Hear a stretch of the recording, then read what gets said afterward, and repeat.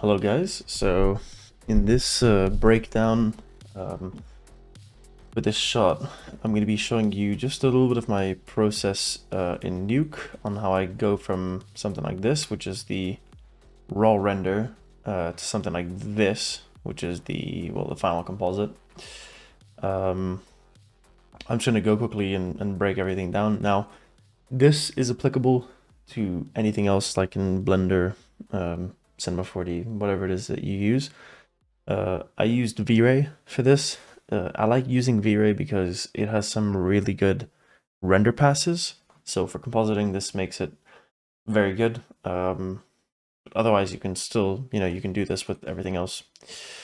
So I'll run you through a few things. So up here, I have three kinds of like assets. So I rendered separately a helicopter pass, which is just the helicopter going through.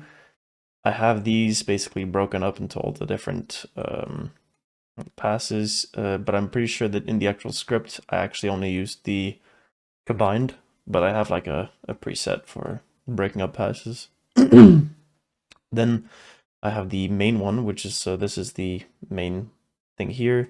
Again, with everything, from the atmosphere to global illumination, lighting, normals, reflection, all this kind of stuff is separated, right? And then here I have VFX assets. Now these are assets from Action VFX. So you have fog, a few different layers, rain as well, and then another rain overlay here. This rain overlay I actually generated with AI. I just said, oh yeah, I went on ChatGPT. I just said generate an image of a like raindrop overlay, black and white. And so this just gives me this, and I'll show you how you can make the raindrop effects afterwards as well. Then over here, I have a skinline render with my 3D camera that's been imported. And then here I have a 3D scene, and this I just used basically a really simple block out, which just helped me basically spot where things are, so that when I added cards later on, I would have everything added with roughly the right kind of camera perspective. So then here you've got the back to beauty, which is basically just, connecting all these, there's documentation on how to do this depending on which render engine you use.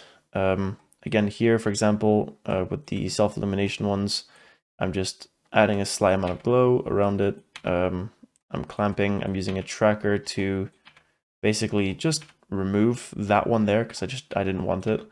And then I'm adding this again over. So basically, without this, where is it? Without this here, or if I were to unplug this, plug this here, then it would look like this. And I didn't want that, so then here again, specular. So this is just the back to beauty. Then going down here, here's where it gets a little bit more intense. So you have the smoke compositing. So I'm basically just, I'm grading it a little bit higher, adding some contrast, and I'm blurring. And you'll see me do this process here a lot, because essentially I'm just extracting the color and luminance data to basically just blend the smoke and stuff like that better in. So I have my fog layer here. What am I doing here? Oh yeah, I'm using my red channel for my alpha. Realistically, there's many ways you can do this. You can just add a keyer node, and then here you've got your alpha again, which this is probably simpler. I don't know why I did this at the time. Then here I have this on a card, which again, I used the reference scene for it, and I have this set up here. So this then, when I have this and add this, or like multiply it by this here, this, does it show up? Ah, okay, yeah. So yeah, you can see it here actually. Basically, it's just adding a very thin layer of smoke here on the top. Then, and you'll see this, I'm basically just layering a whole bunch of different levels. So again, Z depth, inverting it, again, adding fog here, multiplying it with the Z depth so that it, adds it in correct space, multiplying it, adding a bit of color to it. And then here again, and this just adds some in the background. Then again, here, another fog layer. And a lot of the time what I'll do is I'll just use the same asset and just offset it by a different amount and mirror it and stuff like that, right? So again, here, another example where I take it, Z-depth to add it to the foreground, add some color, and then here I add some extra colors. So I take this, the combine layer, blur, grade, color correct, blur again, color correct. And then I take this and I add on top of that just some white, because if I don't, essentially this just doesn't add enough. So, and then here again, I add it on top, which again, you can see here just in the front. Then here, and keep, this is something I need to specify actually. I did a lot of the stuff here wrong, because I used plus. You should always use over, for your, when you're adding stuff. Plus should only be used when you're adding, like a light, for example, because you can have some issues here where this gets like infinite like luminance values, or it gets like infinitely bright. So as a piece of advice, you should always stick to over. Then here, again, another fog layer where I just place this, again, Z depth, a few grades, colors, added some more colors, same technique as higher up here. This adds just like this, a layer here. Then we're getting into the rain. And so the smoke was a little bit easier, the rain's a bit more complicated. Here I have my atmosphere pass, which, oh, hold on, there you go. So this here, I'm just adding like a contrast to this here and increasing the gain, so this you can see what it does. And then I add that here, so this just adds basically the like the headlight stuff here, or not headlight, but the spotlight. This is a pretty messy section. I wish I did this a little bit less messy.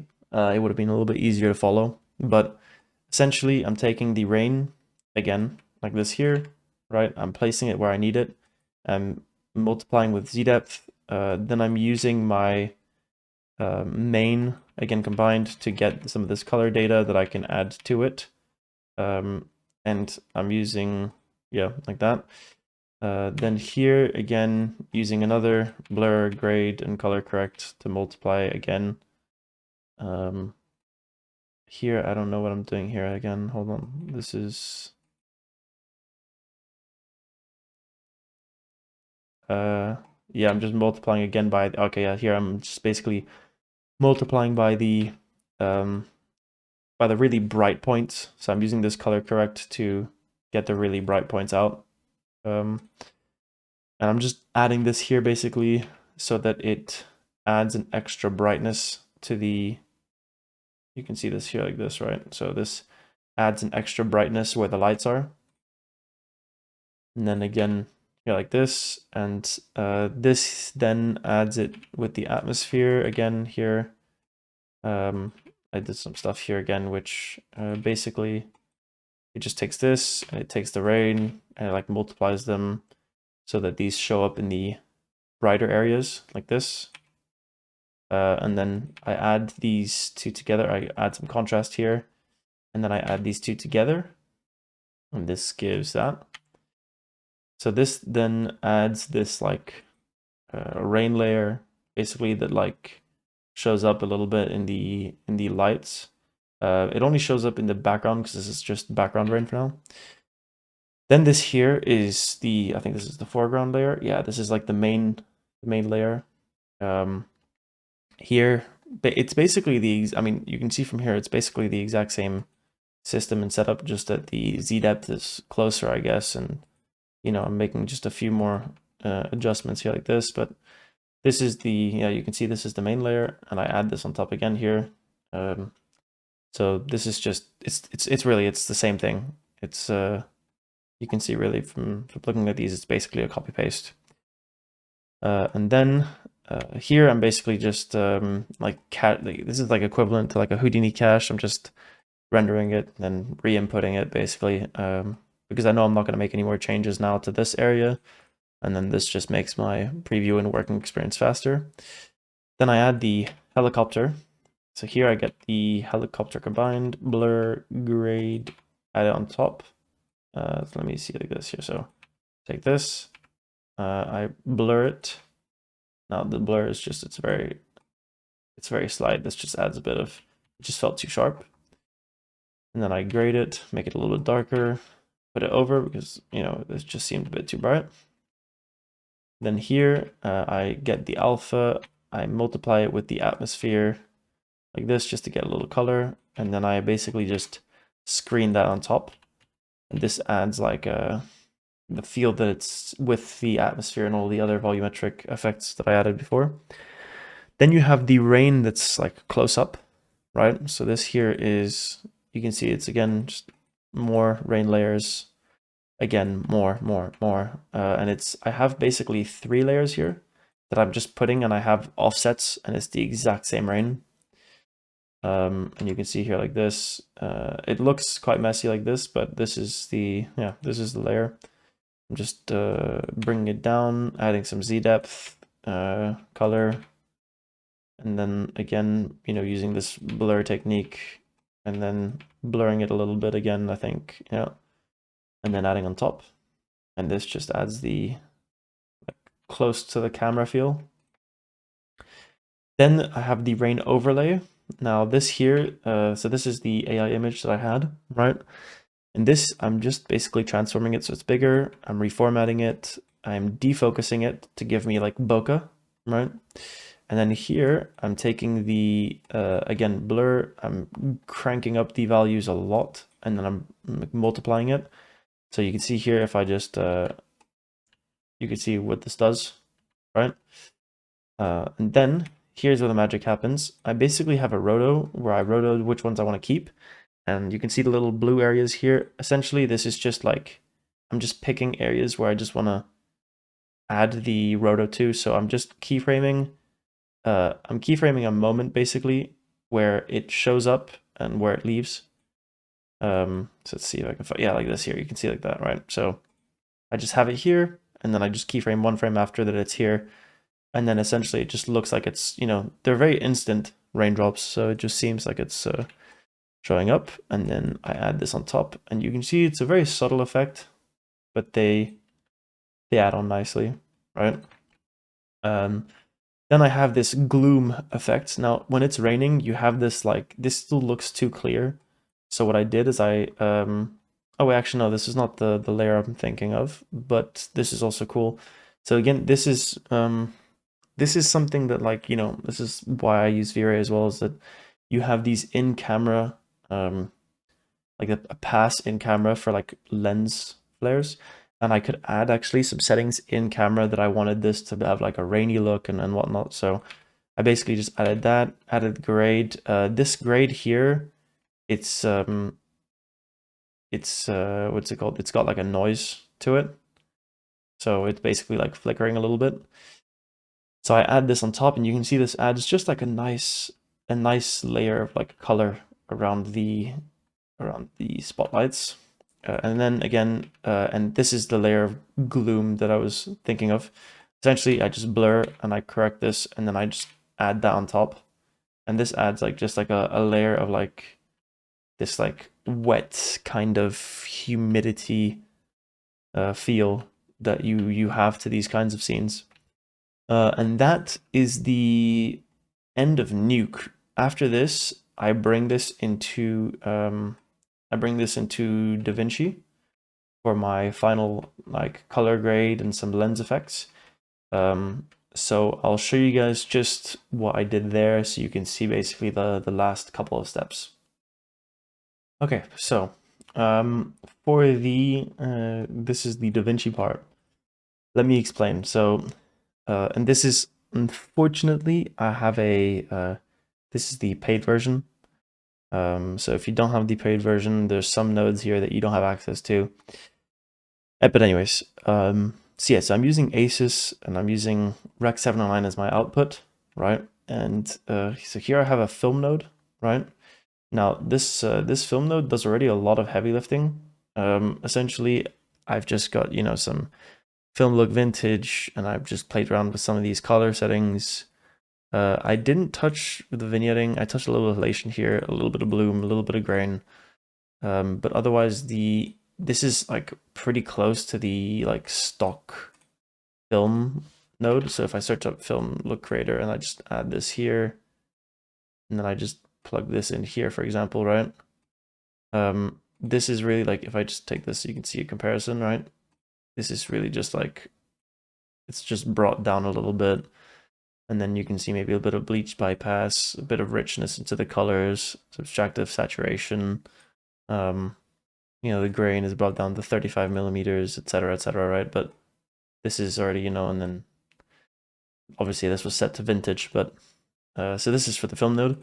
Then I have the saturation decrease here, right? So you can see this just decreasing the saturation.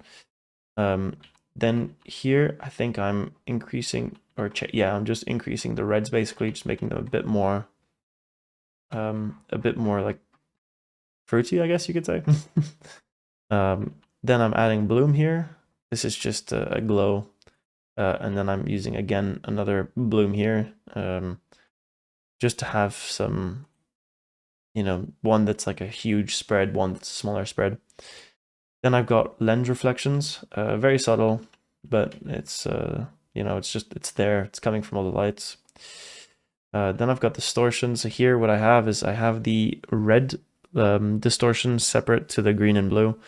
And this should give like this, you know, this, it doesn't only distort the image, which is what I want, but it also gives chromatic aberration.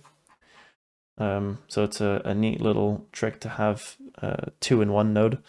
Then I'm just using a transform node to scale it back up so it fits. I'm using a radial blur. So this just kind of gives, if I had to show like this, it kind of just gives, you know, like this radial thing around the side. I'm using a zoom blur as well. A lot of blurs, I know. I'm using the zoom blur just to help it, you know, it just zooms things in a little bit. Here you can see in the corner like this. It gives it that, like, you know, just dirty lens look, kind of.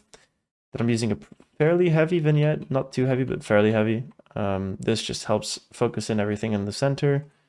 I'm using a raise node, which just helps add a bit of like a ray feel coming from the spotlights. I've got a fade. This is just, you know, it's just flattening everything a little bit. And then I'm sharpening everything a little bit, just a tad bit, to add, you know, you can see the raindrops a little bit more. And then, well, this is pretty much it. You know, you have the whole shot here going from start to finish. And you know, I mean, in 3ds, this was just a lot of kit bash and some optimization techniques. Like for example, here, this fence is just an alpha. It's on a plane, right? So this is entirely just one fence, and I generated this with ChatGPT again as well. So you know, it's there is a bit of AI in this, but it's like well used AI. You know, it's just I'm using it to create some certain textures. It's and it's not really too different to if I were to go on Google and just search up fence and then bring it into Photoshop and create a quick matte. So just a bit of time saving, but I hope this helps you guys understand a little bit my process with Nuke to getting a shot go from you know, from this here to this here. And if you have any suggestions for other scenes that you maybe want me to do, maybe other softwares as well, like Houdini, Blender, and then just working on or showing the workflow from one of those into Nuke, etc. Don't forget to let me know in the comments. And if you enjoyed this video, if it helped you in any way, like and subscribe. And I'll catch you guys in a bit. Peace.